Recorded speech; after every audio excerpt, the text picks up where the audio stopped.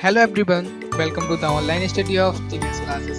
Friends, हमारा class 12 chapter number 12 atom complete हो चुका है और आज मैं आपके लिए लेकर आया हूँ अध्याय नंबर 13 जिसका नाम है नाभिक या फिर जिसे हम इंग्लिश में कहते हैं न्यूक्लियस। तो फ्रेंड्स, ये हमारा लेक्चर नंबर 1 है।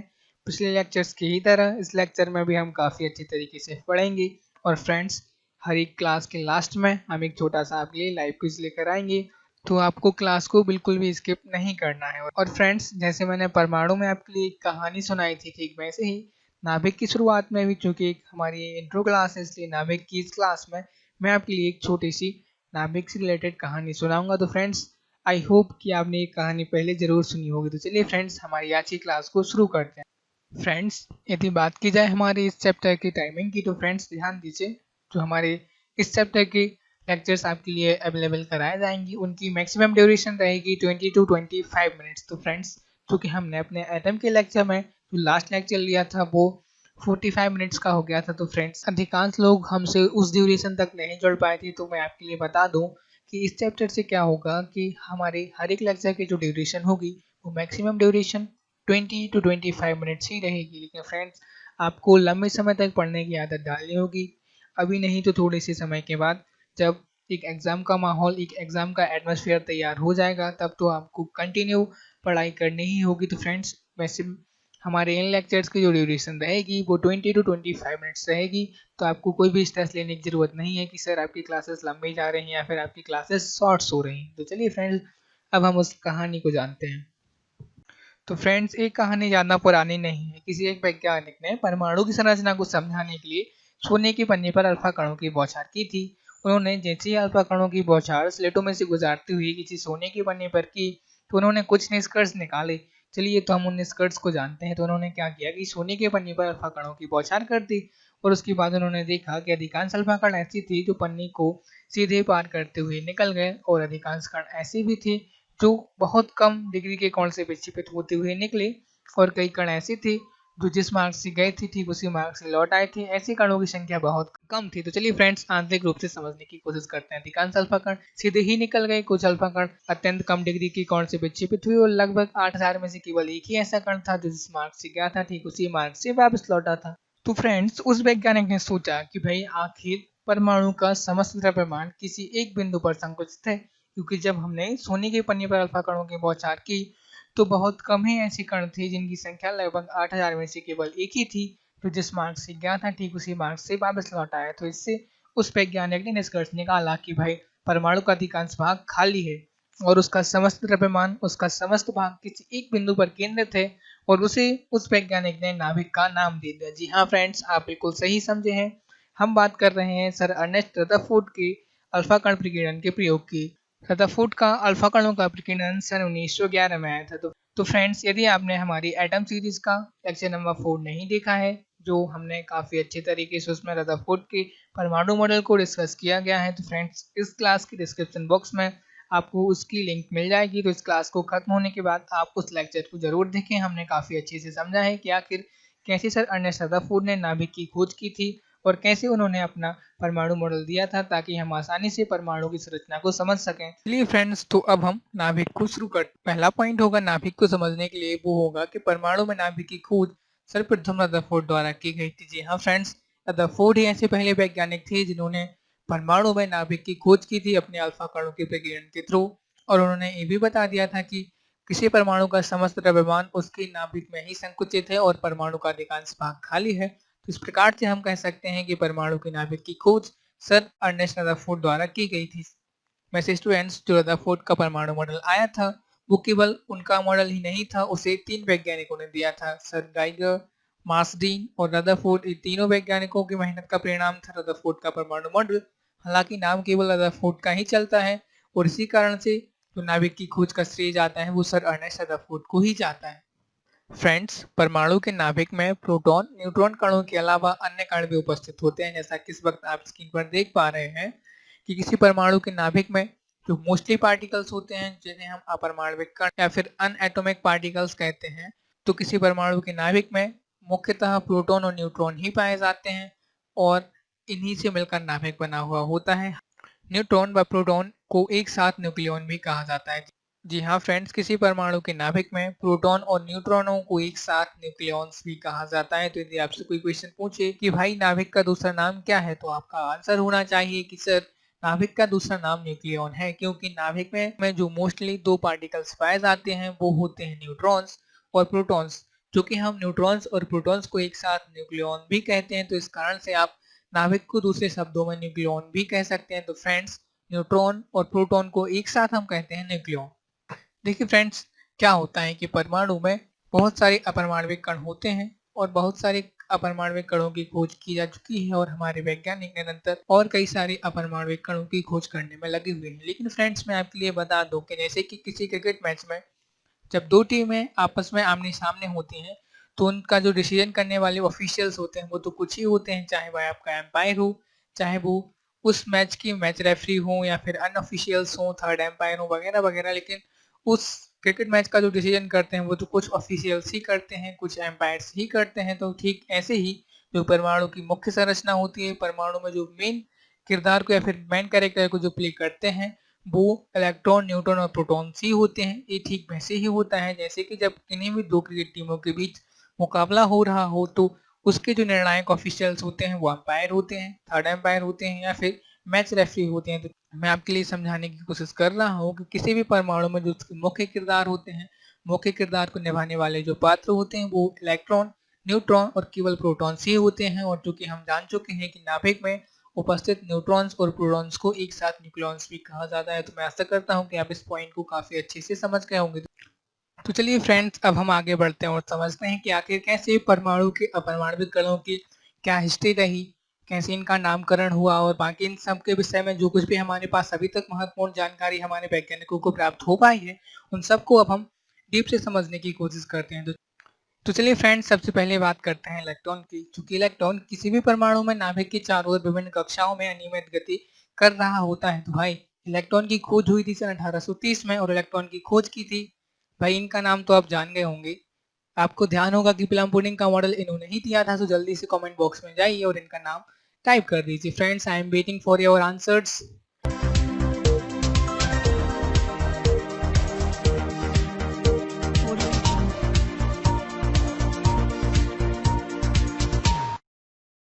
तो ओके फ्रेंड्स, इनका नाम है सर जे थॉमसन। जी हाँ, इन्होंने ही प्लम पुडिंग का मॉडल दिया था। सबसे पहले यही अपना परमाणु का मॉडल समझाने के लिए आए थे और इन्होंने हमें परमाणु को काफी अच्छे तरीके से समझा भी दिया था। सर जे थॉमसन ने अपने परमाणु मॉडल में परमाणु की तुलना तरबूज से की है और इनके मॉडल को प्लम पुडिंग का मॉडल कहा जाता है। तो फ्रेंड्स, चूंकि यहाँ पर हम थॉमसन का परमाणु मॉडल नहीं समझ रहे हैं, चूंकि हम यहाँ पर इलेक्ट्रॉन की हिस्ट्री के बारे में बात कर रहे थे, थोड़े से यहाँ पर सर जे थॉमसन आ गए तो हमने इनके बारे में थोड़ा सा डिस्कस कर लिया।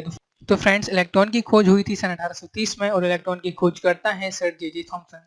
फ्रेंड्स, जैसे हमारे यहाँ होता है कि भाई किसी के भी यहाँ कोई बेबी हुआ तो उसके नाम अलग अलग जन रख देते हैं। इससे कभी किसी का नाम कोई बुआ रख देती है और कई कई लोग के दादा दादी भी बच्चों के नाम रख दिया करते हैं। तो फ्रेंड्स, ऐसा ही कुछ हुआ इलेक्ट्रॉन के साथ, जो कि इलेक्ट्रॉन का जन्म हो गया था सन 1830 में और इलेक्ट्रॉन की खोज सर जे थॉमसन ने की थी, लेकिन इलेक्ट्रॉन का नामकरण किया था सर जॉन स्टोनी ने। जी हाँ, आपको मालूम होना चाहिए कि इलेक्ट्रॉन का जो नामकरण किया था वो किया था सर जॉन स्टोनी ने। इन्होंने सन 1891 में इलेक्ट्रॉन का नामकरण किया था। देखिए फ्रेंड्स, कितना गैप हो गया यहाँ पर, लगभग 61 सालों का गैप हो गया। चूंकि इलेक्ट्रॉन का जन्म हुआ था, मतलब इलेक्ट्रॉन की खोज सबसे पहले सन 1830 में सर जे थॉमसन ने की थी, लेकिन फ्रेंड्स सन 1891 में सर जॉन स्टोनी ने इलेक्ट्रॉन की नामकरण किया था। हाँ फ्रेंड्स, यहाँ पर इलेक्ट्रॉन की खोज और इलेक्ट्रॉन की नामकरण के बीच जो एज डिफरेंस है वो है 61 ईयर्स। तो फ्रेंड्स, मैं आपको क्या समझाने की कोशिश कर रहा हूँ, आपको इसे एज अ कहानी की तरह लेना है। मैं आपके लिए लास्ट में बता दूंगा कि आपको इस चैप्टर के मद्देनजर और बोर्ड एग्जाम में लिखने के मद्देनजर आपको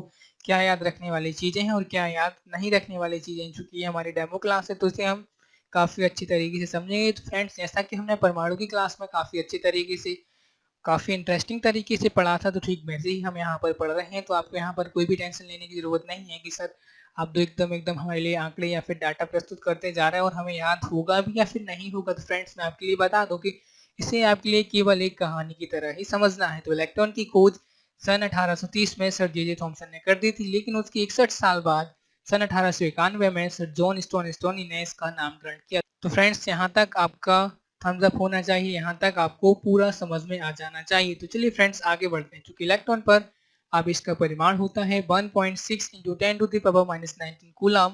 लेकिन जो इलेक्ट्रॉन पर आवेश होता है, चूंकि हम जानते हैं कि इलेक्ट्रॉन एक ऋण आवेशित कण है, तो हम यदि इलेक्ट्रॉन पर सीधे ही आवेश की बात करें तो वो होगा -1.6 इंटू 10⁻⁻19 कूलम। देखिए फ्रेंड्स, इसके बारे में भी कई कहानियां हैं कि आखिर कैसे किसने खोज की होगी भाई इतना छोटा कण है, और इस पर हमने आवेश की भी गणना कर ली। तो फ्रेंड्स, आपने मिलीगन की तेल बूंद विधि जरूर देखी होगी, सुनी होगी, कभी तो आपने सुना होगा छोटी क्लासों में। तो फ्रेंड्स, यहाँ पर वो हमारे सिलेबस में नहीं है, अन्यथा मैं आपके लिए उसे भी काफ़ी अच्छी तरीके से समझा था। तो फ्रेंड्स, आपको ज़्यादा टेंशन लेने की ज़रूरत नहीं है कि कैसे इलेक्ट्रॉन पर ही -1.6 इंटू 10⁻⁻19 कूलम आवेश आया। तो देखिए फ्रेंड्स, मैं आपके लिए बता दूं कि कभी किसी ने सोचा होगा कि भाई कोई इलेक्ट्रॉन भी होगा और इस पर कोई आवेश भी होगा, इसका कोई द्रव्यमान भी होगा, लेकिन वैज्ञानिकों ने सोचा ना सन 1830 में, थॉमसन ने बता दिया कि भाई इलेक्ट्रॉन नाम का एक कण होता है, तो हमने मान लिया चलो इलेक्ट्रॉन नाम का कण होता है। 1891 में आए सर जॉन स्टोन इन्होंने इलेक्ट्रॉन को नाम दे दिया कि भाई इस कण का नाम आज से इलेक्ट्रॉन हो गया। तो फ्रेंड्स, ठीक ऐसे ही ये सिलसिला लगातार चलता रहा और कोई आगे आने वाले वैज्ञानिक आए, उन्होंने बता दिया कि भाई इलेक्ट्रॉन पर जो आवेश होता है वो होता है -1.6 इंटू 10⁻⁻19 कूलम। चलिए आगे बढ़ते हैं। ठीक वैसे ही जैसे किसी एक वैज्ञानिक ने हमारे लिए बता दिया कि भाई इलेक्ट्रॉन पर इतना आवेश होता है, तो कोई आगे आने वाले वैज्ञानिक होंगे, उन्होंने हमें बता दिया कि भाई इलेक्ट्रॉन का जो द्रव्यमान होता है वो होता है 9.1 इंटू 10⁻⁻31 किलोग्राम। जी हाँ फ्रेंड्स, इन सबको आपको याद करना होगा, चूंकि यहाँ इस चैप्टर से ऑब्जेक्टिव भी आने हैं, तो क्या पता भाई वो पूछने के इलेक्ट्रॉन पर आवेश का परिमाण लिखिए, चूंकि ये तो सबको पता होता है और काफी आम सा साधारण सा क्वेश्चन है। लेकिन इस बार वो पूछ सकते हैं कि बताइए भाई कि इलेक्ट्रॉन पर कितना द्रव्यमान होता है, या फिर इलेक्ट्रॉन का द्रव्यमान कितना होता है। तो इलेक्ट्रॉन का द्रव्यमान होता है 9.1 इंटू 10⁻⁻31 किलोग्राम। तो फ्रेंड्स, यहाँ पर इलेक्ट्रॉन की कहानी होती है खत्म। अब हम परमाणु के दूसरे मुख्य परमाणविक कण की ओर आगे बढ़ते हैं, जो कि है प्रोटॉन। जी हाँ फ्रेंड्स, अब हम प्रोटॉन के बारे में डिस्कस करने जा रहे हैं, जो किसी परमाणु के नाभिक में मुख्य रूप से पाया जाता है। तो चलिए फ्रेंड्स, शुरू करते हैं। ये कहानी है सन 1911 की। तस्वीर में जो आपको सर बैठे हुए दिखाई दे रहे हैं, देखिए कितने ठाट से बैठे हुए हैं भाई, क्यों ना बैठे हों। इन्होंने ही तो बताया था कि प्रोटॉन नाम की भी कोई चीज होती है, प्रोटॉन नाम का कोई अपरमाणविक कण होता है। तो प्रोटॉन की खोज सन 1911 में सर ई गोल्डस्टीन ने की थी। जी हाँ, प्रोटॉन की खोजकर्ता सर ई गोल्डस्टीन ही है। हर बार की तरह इस बार भी, जैसे कि इलेक्ट्रॉन की खोज किसी और वैज्ञानिक ने की थी, लेकिन इलेक्ट्रॉन का नामकरण किसी और वैज्ञानिक ने किया था, तो ठीक यही घटना प्रोटॉन के साथ भी घटित हुई।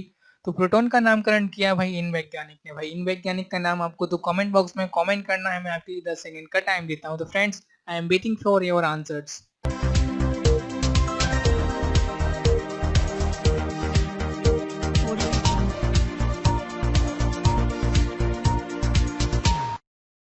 ये तस्वीर है सर अर्नेस्ट रदरफोर्ड की। जी हाँ फ्रेंड्स, इन्हें हम कैसे भूल सकते हैं। अर्नेस्ट रदरफोर्ड ने सोने की पन्नी वाला अल्फा कणों का प्रयोग सन 1911 में ही दिया था। फ्रेंड्स ध्यान दीजिए, अर्नेस्ट रदरफोर्ड का प्रयोग सन 1911 में आया था। उन्होंने बता दिया कि फिर नाभिक नाम की कोई परमाणु में चीज होती है, तो उसी समय सन 1911 में ही सर ई गोल्डस्टीन ने बता दिया कि भाई प्रोटॉन नाम की भी कोई चीज होती है। तो फ्रेंड्स, हमारे यहाँ जैसे नहीं होते हैं, जो पहले के साइंटिस्ट हुआ करते थे वो एक दूसरे से जरूर कनेक्टेड रहा करते थे। जैसा कि हमने जाना था कि 1911 में रदरफोर्ड का प्रयोग आया था, तो बस रदरफोर्ड के प्रयोग से कुछ उन्होंने एक्सपेरिमेंट किए होंगे और 1911 में ही ई गोल्डस्टीन ने बता दिया कि प्रोटॉन नाम की भी कोई चीज होती है।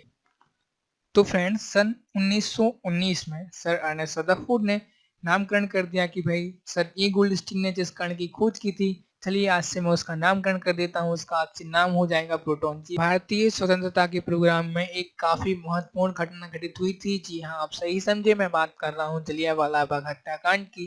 तो जिस वर्ष में जलियांवाला बाग हत्याकांड हुआ था, यदि आपको हिस्ट्री के बारे में थोड़ी सी भी इंफॉर्मेशन है तो मैं आपके लिए बता दूं, या फिर आप थोड़ी भी हिस्ट्री से रिलेटेड इंटरेस्टेड हैं, तो अप्रैल के महीने में सन 1919, शायद वो डेट 30 अप्रैल है, या फिर अप्रैल के ही महीने में सन 1919 में जलियांवाला बाग हत्याकांड हुआ था।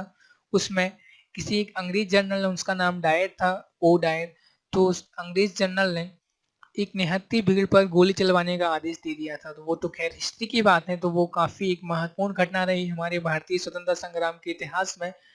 तो ठीक उसी वर्ष में सर अर्नेस्ट रदरफोर्ड ने उस कण का नामकरण कर दिया जिस कण की खोज ई गोल्डस्टीन ने की थी। तो सन 1911 में ई गोल्डस्टीन ने बता दिया कि भाई कोई एक कण होता है जो धनात्मक चार्ज लिए हुए रहता है। लेकिन सन 1919 में सर अर्नेस्ट रदरफोर्ड ने बता दिया कि उस कण का नाम आज से मैंने प्रोटॉन रख दिया है। तो अब बात कर लेते हैं कि आखिर इलेक्ट्रॉन पर आवेश कितना होता है। तो फ्रेंड, इलेक्ट्रॉन पर आवेश का परिमाण होता है 1.6 इंटू 10⁻⁻19। जी हाँ फ्रेंड्स, क्योंकि इलेक्ट्रॉन पर -1.6 इंटू 10⁻⁻19 कूलम चार्ज होता है, लेकिन ठीक इसके उलट प्रोटॉन पर जो आवेश का परिमाण होता है वो होता है 1.6 इंटू 10⁻⁻19। बस दोनों के बीच आवेश का फर्क इतना है कि प्रोटॉन पर ठीक उतना ही आवेश होता है और इलेक्ट्रॉन पर भी ठीक उतना ही आवेश होता है, बस डिफरेंस है तो दोनों के बीच चिन्हों का, चूंकि इलेक्ट्रॉन पर ऋणावेशित आवेश होता है और प्रोटॉन पर धनावेशित आवेश होता है, क्योंकि दोनों के आवेश का परिमाण एक समान ही है। और फ्रेंड्स, अब यदि बात कर ली जाए कि प्रोटॉन का द्रव्यमान कितना होता है, तो प्रोटॉन का द्रव्यमान होता है, जैसा कि इस वक्त आप स्क्रीन पर देख पा रहे हैं, 1.67 इंटू 10⁻⁻27 किलोग्राम। देखिए फ्रेंड, आप मुझे जल्दी से कमेंट बॉक्स में बताइए या फिर क्लास कंप्लीट होने के बाद बताइए कि आखिर कौन सा कण भारी है। चूंकि इलेक्ट्रॉन का द्रव्यमान होता है 9.1 इंटू 10⁻⁻31 किलोग्राम, प्रोटॉन का द्रव्यमान होता है 1.67 इंटू 10⁻⁻27 किलोग्राम। तो फ्रेंड्स, आपको क्लास कंप्लीट होने के बाद बताना है कि आखिर कौन सा कण भारी है, या फिर इलेक्ट्रॉन या फिर प्रोटॉन। फ्रेंड्स, यहाँ पर प्रोटॉन की कहानी होती है कद में प्रोटॉन की खोज ई गोल्डस्टीन ने भले ही की हो, लेकिन प्रोटॉन का जो नामकरण किया था वो सर अर्नेस्ट रदरफोर्ड ने किया। तो चलिए फ्रेंड्स, अब हम परमाणु के दूसरे और सबसे महत्वपूर्ण मतलब अगले अपरमाणविक कण या फिर अनएटॉमिक पार्टिकल की ओर आगे बढ़ते हैं, जो कि है न्यूट्रॉन। जी हाँ फ्रेंड्स, न्यूट्रॉन एक उदासीन कण है, नाम से ये स्पष्ट हो रहा है। हम सभी जानते हैं कि किसी भी परमाणु में उसके प्रोटॉन और न्यूट्रॉन का अस्तित्व उसके नाभिक में ही होता है, तो हम स्पष्ट रूप से कह सकते हैं कि किसी परमाणु में न्यूट्रॉन उसके नाभिक में ही पाया जाता है। तो फ्रेंड्स, सन 1932 में न्यूट्रॉन की खोज की थी सर जेम्स चैडविक। जी हाँ, यदि आपसे कोई पूछे कि आखिर न्यूट्रॉन की खोजकर्ता कौन है, तो आपका आंसर होना चाहिए कि सर 1932 में न्यूट्रॉन की खोज सर जेम्स चैडविक ने की थी। फ्रेंड्स, मैं आपके लिए बता दूं कि जैसा कि प्रोटॉन और इलेक्ट्रॉन के साथ हुआ था कि खोज किसी और वैज्ञानिक ने की और नामकरण किसी और वैज्ञानिक ने किया, लेकिन न्यूट्रॉन के साथ ऐसा नहीं हुआ, क्योंकि न्यूट्रॉन एक अनोखा ही अपरमाणविक कण निकला। न्यूट्रॉन की खोज 1932 में सर जेम्स चैडविक ने की और उसी वर्ष में उसकी खोज के साथ साथ सर जेम्स चैडविक ने उसका नामकरण भी कर दिया कि भाई आज से इस कण का नाम न्यूट्रॉन होगा। तो फ्रेंड्स, 1932 में न्यूट्रॉन की खोज सर जेम्स चैडविक ने की थी और उसी वर्ष में उसी समय पर उन्होंने उस कण का नाम भी रख दिया था कि भाई इस कण को आज से हम न्यूट्रॉन के नाम से जानेंगे। तो फ्रेंड्स, आई होप कि यहाँ तक आपको काफी अच्छे से समझ में आ गया होगा। चलिए फ्रेंड्स, अब हम एक क्विक समराइज कर लेते हैं कि आखिर अभी तक हमने किन किन अपरमाणविक कणों के बारे में चर्चा कर ली है। और मैंने आपसे बताया था कि जैसे ही क्लास कंप्लीट होने वाली होगी तो मैं आपके लिए बता दूंगा कि इस क्लास से आपको क्या कुछ महत्वपूर्ण है, क्या कुछ याद रखने वाली बातें हैं जो आपके लिए बोर्ड एग्जाम में काम आ सके। तो फ्रेंड्स, मैंने आपके लिए यहाँ पर एक स्पेशली टेबल बनाई गई है, क्योंकि यहाँ पर हमें मेन पॉइंट्स लिखे हैं जिन पॉइंट्स के बारे में हमें अपरमाणविक कणों के बारे में जानकारी लेनी है। यहाँ पर हमने अलग अलग कॉलम बनाए हुए हैं इलेक्ट्रॉन, प्रोटॉन और न्यूट्रॉन के लिए। तो फ्रेंड्स, जल्दी से हम एक क्विक समराइज कर लेते हैं। फ्रेंड्स, इलेक्ट्रॉन की खोज की थी सर जे थॉमसन ने। इलेक्ट्रॉन की खोज 1830 में सर जे थॉमसन ने की थी। प्रोटॉन की खोज सन 1911 में गोल्डस्टीन ने की थी। इनका पूरा नाम ई गोल्डस्टीन है, या फिर आप सिंपली गोल्डस्टीन भी लिख सकते हैं। यदि आपसे कोई क्वेश्चन बोर्ड एग्जाम में पूछा जाता है कि आखिर प्रोटॉन की खोज किसने की थी, तो आप सामान्य तौर पर लिख सकते हैं कि प्रोटॉन की खोज करता सर ई गोल्डस्टीन है, या फिर आप सिर्फ गोल्डस्टीन ही लिख सकते हैं। और फ्रेंड्स, 1932 मतलब 1932 में न्यूट्रॉन की खोज की थी सर जेम्स चैडविक ने। फ्रेंड्स, इलेक्ट्रॉन की नामकरण करता सर जॉन स्टोन ही है, जिन्होंने 1891 में बता दिया था कि आज से इस कण का नाम इलेक्ट्रॉन होगा। प्रोटॉन का नामकरण सन 1919 में सर अर्नेस्ट रदरफोर्ड ने किया था। फ्रेंड्स, मैंने आपको जब प्रोटॉन के बारे में समझा रहा था तो मैंने आपके लिए कुछ स्पेशली अलग से बताया था कि 1919 में यदि आपको याद रखना है तो ठीक उसी वर्ष में अप्रैल के महीने में एक भारतीय स्वतंत्रता संग्राम के इतिहास में काफी महत्वपूर्ण घटना जलियांवाला बाग हत्याकांड घटित हुई थी। तो ठीक आप उससे भी याद रख सकते हैं कि 1919 में मतलब 1919 में सर अर्नेस्ट रदरफोर्ड ने प्रोटॉन का नामकरण किया था। फ्रेंड्स, जैसा कि हमारे साथ मतलब इलेक्ट्रॉन के साथ और प्रोटॉन के साथ हुआ, वैसा न्यूट्रॉन के साथ नहीं हुआ, क्योंकि जिस वैज्ञानिक ने न्यूट्रॉन की खोज की थी उसी वैज्ञानिक ने न्यूट्रॉन का नामकरण कर दिया। तो फ्रेंड्स, इलेक्ट्रॉन को हम कुछ इस संकेत से दर्शाते हैं, जैसा कि आप इस वक्त स्क्रीन पर देख पा रहे हैं। सामान्य तौर पर यदि आप कहीं पर इलेक्ट्रॉन लिखते हैं तो उसे आपको ऐसा ही लिखना चाहिए जैसा कि आप इस वक्त स्क्रीन पर देख पा रहे हैं। फ्रेंड्स, इलेक्ट्रॉन को हम e to the power minus से दर्शाते हैं, प्रोटॉन को हम p to the power plus से दर्शाते हैं और न्यूट्रॉन को हम n टू द पावर 0 से दर्शाते हैं। तो फ्रेंड्स, आपको इनके संकेत काफी अच्छी तरीके से समझ लेने हैं, क्योंकि कभी कभी ऐसे क्वेश्चंस भी आ जाते हैं क्योंकि वहां पर नाम नहीं लिखे रहते हैं, केवल वहां पर आपको साइन ही बना दिए जाते हैं कि भाई इस इलेक्ट्रॉन का द्रव्यमान इतना होगा इस प्रोटॉन का द्रव्यमान इतना होगा तो वहां पर इलेक्ट्रॉन को e to the power minus लिख देंगे, प्रोटॉन को p to the power plus लिख देंगे और न्यूट्रॉन को n टू द पावर 0 लिख देंगे। तो फ्रेंड्स आपको इन चिन्हों को काफी अच्छे तरीके से समझ लेना है। तो फ्रेंड्स चलिए आगे बढ़ते हैं। इलेक्ट्रॉन पर जो आवेश होता है वो होता है 1.6 into 10 to the power minus 19 coulomb. Proton पर जो आवेश होता है वो होता है 1.6 into 10 to the power minus 19 coulomb. जी हाँ फ्रेंड्स, दोनों का आवेश समान ही है, मतलब दोनों के आवेश का परिमाण समान है। माफ कीजिएगा, यहाँ पर दोनों का आवेश समान नहीं है, दोनों के आवेश का परिमाण समान है।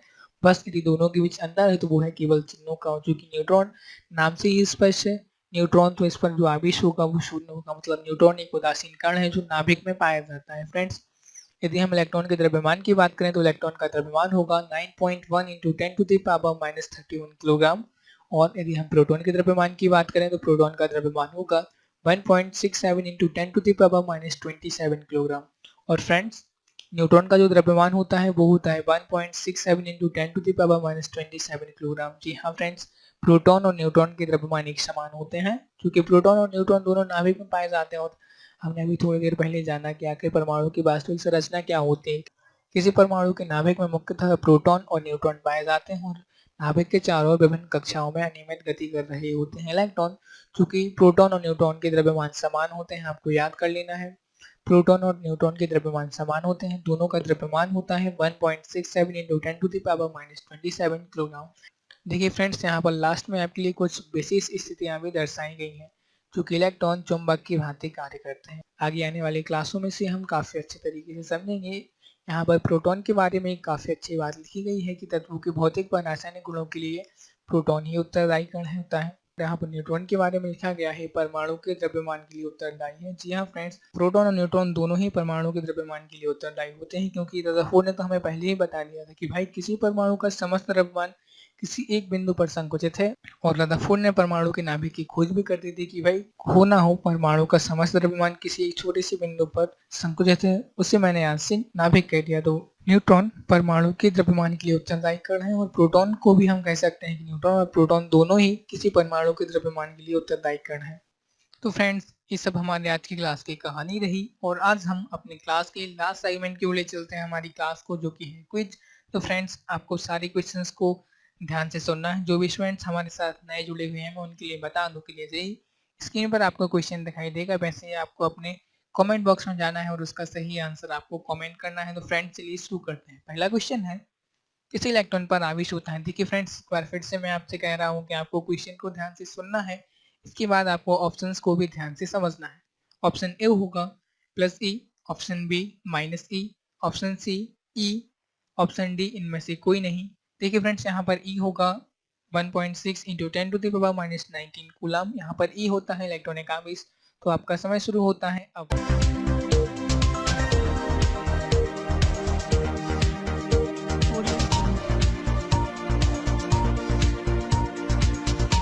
तो ओके स्टूडेंट्स, जिन स्टूडेंट ने बी ऑप्शन को चूज किया है उन सभी के आंसर सही हैं। किसी इलेक्ट्रॉन पर आवेश होता है माइनस ई, क्योंकि फ्रेंड्स अभी मैंने आपको बताया कि ई का मान होता है 1.6 into 10 to the power minus 19 coulomb, जो कि ई को हम इलेक्ट्रॉनिक आवेश भी कहते हैं। तो इलेक्ट्रॉन पर आवेश होता है। देखिए फ्रेंड्स, यहाँ पर मैंने आपसे इलेक्ट्रॉन का आवेश पूछा था, ना कि इलेक्ट्रॉन पर आवेश का परिमाण।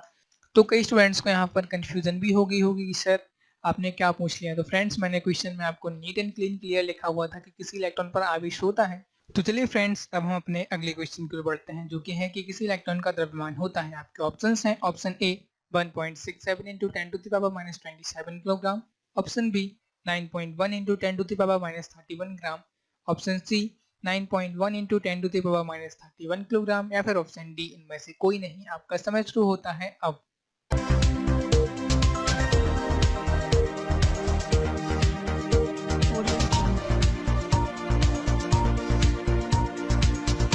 तो ओके स्टूडेंट्स, जिन स्टूडेंट्स ने दूसरे क्वेश्चन के ऑप्शन सी को चूज किया है तो उन सब के आंसर सही हैं। किसी इलेक्ट्रॉन का द्रव्यमान होता है 9.1 into 10 to the power minus 31 kilogram. तो वेल डन ऑल स्टूडेंट्स। चलिए अब हम अपने अगले क्वेश्चन की ओर बढ़ते हैं, जो कि है कि किसी प्रोटॉन का द्रव्यमान होता है। आपके ऑप्शंस हैं 1.67 into 10 to the power minus 27 kilogram, option B 9.1 into 10 to the power minus 31 kilogram, option C 9.1 into 10 to the power minus 31 kilogram, या फिर ऑप्शन डी इनमें से कोई नहीं। आपका समय शुरू होता है अब।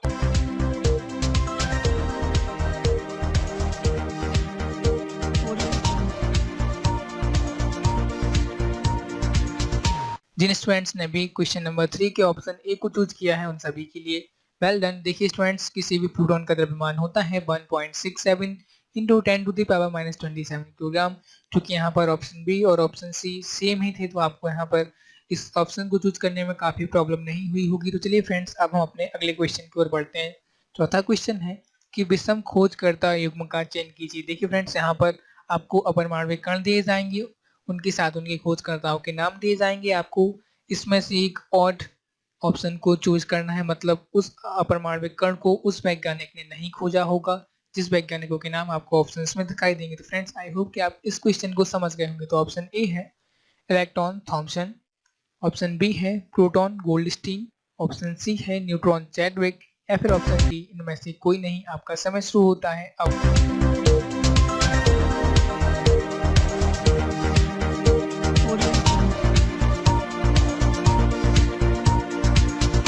देखिए फ्रेंड्स, चौथे क्वेश्चन का सही आंसर है ऑप्शन डी। जी हाँ फ्रेंड्स, यदि हम ऑप्शन ए की बात करें तो इलेक्ट्रॉन की खोज किसने की थी? भाई इलेक्ट्रॉन की खोज तो सर जे थॉमसन ने की थी, मतलब पहला ऑप्शन गलत नहीं है। ऑप्शन बी की बात करें तो प्रोटॉन की खोज किसने की थी? हाँ भाई यार, प्रोटॉन की खोज तो गोल्डस्टीन ने की थी। चलिए अब ऑप्शन सी की बात करते हैं। ऑप्शन सी में उन्होंने दिया है न्यूट्रॉन चैडविक, मतलब हाँ भाई, न्यूट्रॉन की खोज तो सर जेम्स चैडविक ने 1932 में की थी। तो यहाँ पर जो सही आंसर होगा, मतलब इन तीनों options option A, option B और ऑप्शन सी, ये तीनों ऑप्शन सही है। मतलब यहाँ पर कोई भी विषम खोजकर्ता का युग्म नहीं दिया गया है, तो यहाँ पर ऑप्शन डी सही होगा। तो जिन स्टूडेंट्स ने क्वेश्चन नंबर 4 के ऑप्शन डी को सिलेक्ट किया है तो वेल डन। तो हमारा अंतिम क्वेश्चन होगा वो है विषम नामकरणकर्ता युग्म का चयन कीजिए। देखिए फ्रेंड्स, ये क्वेश्चन पिछले क्वेश्चन की जैसा ही होगा। आपको अपरमाणविक कण दिए जाएंगे और उनके साथ उनके नामकरणकर्ताओं के नाम दिए जाएंगे। आपको उनमें से विषम नामकरणकर्ता का युग्म चुनना है। तो चलिए फ्रेंड्स, ऑप्शन ए है electron Martin, option B proton Rutherford, option C neutron Chadwick, या फिर ऑप्शन डी इनमें से कोई नहीं। आपका समय शुरू होता है अब।